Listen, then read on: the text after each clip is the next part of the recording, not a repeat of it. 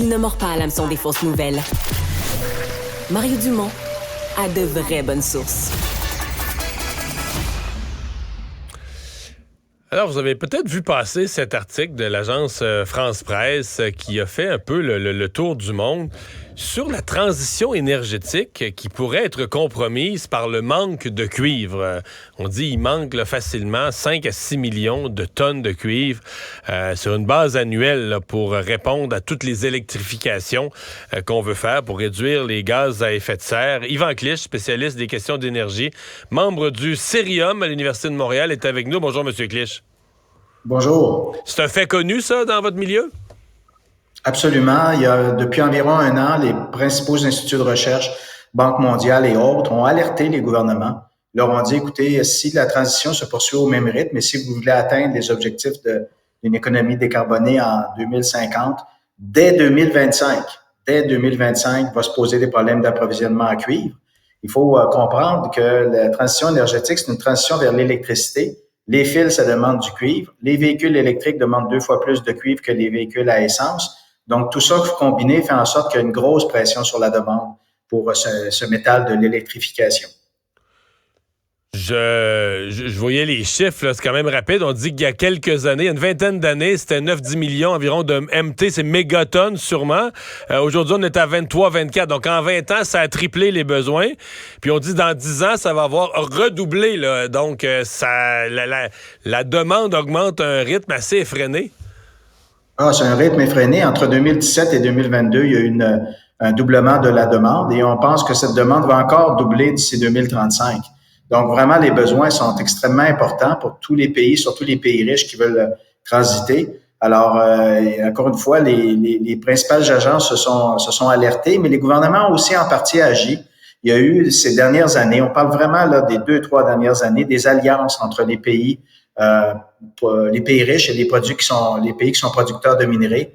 Le Canada en a fait partie. Juste en l'été 2022, une importante alliance qui a été annoncée entre les États-Unis, le Canada et toute une série d'autres pays pour commencer à dialoguer sur comment on va faire là, face à tous ces problèmes d'approvisionnement, notamment concernant les minéraux, incluant le cuivre. Là, je parle parce que je me souviens d'avoir vu plusieurs reportages, je remonte peut-être 2, 3, 4 ans passés sur le vol de cuivre, là, des voleurs qui allaient voler le cuivre dans des entrepôts ou des électriciens, parce qu'on disait le prix du cuivre est tellement élevé, là, ça tente les voleurs. Est-ce que c'est encore vrai aujourd'hui? Est-ce que le prix du cuivre se maintient à des niveaux très, très élevés? Oui, ben le prix du cuivre, de toute façon, dans le domaine minier, les prix sont toujours très variables. Ça a toujours été un secteur, comme vous le savez, soumis à toute une variation importante de prix d'une année à l'autre. Donc, il n'y a pas toujours, là, je dirais, de lien entre en même temps coïncident entre la demande et les prix. Mais sur certaines, oui, le métal, le cuivre, ça a toujours été un métal extrêmement important. Il est utilisé depuis toujours. C'est qui les gros producteurs? Les gros producteurs, ce sont le Chili, le Pérou, donc en partie l'Amérique latine, les États-Unis, la Chine. Ce sont vraiment de gros producteurs de cuivre. Et le Chili, notamment, et certains l'ont comparé un peu à l'Arabie saoudite pour le pétrole. C'est un pays qui a d'importantes réserves de cuivre et donc qui fait l'objet d'une certaine cour de la part des pays riches pour s'assurer d'approvisionnement stable et constant au cours des prochaines années. C'est la même chose aussi avec d'autres pays d'Amérique latine. Donc, il y a comme un glissement là, à mesure qu'on essaie de glisser des énergies fossiles à des énergies décarbonées, mais qui sont très consommatrices de minéraux. Les pays qui ont beaucoup de minéraux sont de plus en plus courtisés pour s'assurer que la transition énergétique réussisse. Au Canada, on a du cuivre. Vous ne l'avez pas nommé dans les gros producteurs. Est-ce que c'est une opportunité économique pour le Canada? Est-ce qu'on est un exportateur ou on a juste le cuivre qu'il faut pour nos propres besoins? Le Canada est si je ne m'abuse, est le 8e producteur de cuivre au monde. Donc, il y a quand même de bonnes capacités. Par contre, il faudra double vérifier. Je suis plus un spécialiste en énergie qu'en mine, mais je pense que le Québec a une production toutefois un peu déclinante. Le principal enjeu, je vous dirais, c'est la question de la longueur de la mise en œuvre de ces projets. Quand on découvre une réserve minière, y compris en mine, ça prend souvent 10 à 15 ans entre la découverte et l'exploitation. Or, les besoins sont immédiats. On ne peut pas attendre 15 ans. Et puis, d'autre part, il y a aussi tout l'enjeu de la longueur des permis d'exploitation.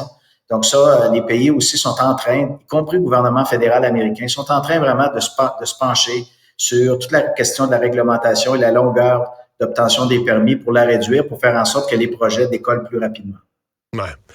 Est-ce que vous craignez que vraiment là, que la transition énergétique soit ralentie, soit par le manque de cuivre ou soit par le prix du cuivre la rareté souvent joue sur le prix et peut rendre des projets qui auraient pu être intéressants mais les rendre non réalisables parce que trop dispendieux? Est-ce que c'est une crainte réelle que vous partagez ou vous avez plus l'impression qu'à un moment donné, il y a une loi de marché puis quand il va y avoir des besoins pour du cuivre, bien, il y aura plus de mines qui vont en produire plus? Puis, est-ce que c'est une crainte, dans le fond, fondée?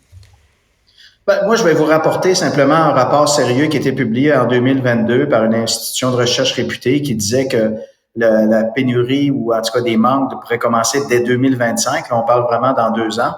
Et il disait que si les gouvernements ne s'y attaquent pas, je vais prendre des grands mots, mais ce sont eux qui les utilisent. Il parlait de menaces même à la sécurité internationale, qu'il faut effectivement s'assurer d'avoir un approvisionnement beaucoup plus diversifié parce que le cuivre, y compris d'autres minéraux, les réserves sont encore plus concentrées que dans le domaine des énergies fossiles. Et vous savez, toute la géopolitique importante que la concentration des réserves pétrolières a joué dans le monde. Et il y a certains analystes sérieux qui s'inquiètent que, on va avoir besoin de plus en plus de minéraux. Or, ces minéraux-là, c'est encore plus concentré géographiquement. Donc, il faut commencer un dialogue entre les pays pour voir à mettre de l'ordre là-dedans et s'assurer d'un approvisionnement adéquat qui ne soit pas porteur de conflits. Vous conviendrez avec moi que la Chine a vu venir ça. La Chine s'est déjà installée dans plusieurs pays d'Afrique riches en minerais. La Chine a déjà commencé à attacher ses ficelles là, pour se mettre dans une position pour avoir accès à des richesses minières. Là. Ah, tout à fait. Vous avez parfaitement raison. La Chine a une domination très importante dans plusieurs minerais. Et c'est que la Chine, en fait, exploite des énergies renouvelables et les véhicules électriques depuis déjà bien plus longtemps que les pays occidentaux. Ils ont mis en place une chaîne d'approvisionnement très efficace et ils la dominent, autant dans le domaine des véhicules électriques, les batteries, les panneaux solaires. Et justement, je pense que la rupture qui s'est faite en 2022, c'est la prise de conscience avec la pandémie et également la dépendance énergétique de l'Europe envers la Russie. Il y a eu vraiment une grosse prise de conscience des pays occidentaux qu'on ne pouvait pas poursuivre dans cette dépendance envers la Chine pour assurer le succès de la transition énergétique. Et tous les projets dont vous parlez vous-même souvent à la radio, M. Dumont, les projets de batterie qui sont en train de s'installer au Québec, ça répond à cette problématique-là. C'est que maintenant, les pays se disent, là, les usines, là, ça suffit qu'on les installe en Chine, on va les installer chez nous. Ça va se faire en sorte que géopolitiquement, on ne sera pas soumis aux dictats, aux humeurs d'un dirigeant autoritaire d'un pays étranger. Yvan Clich, merci beaucoup d'avoir été avec nous. Au revoir. Merci. Plaisir.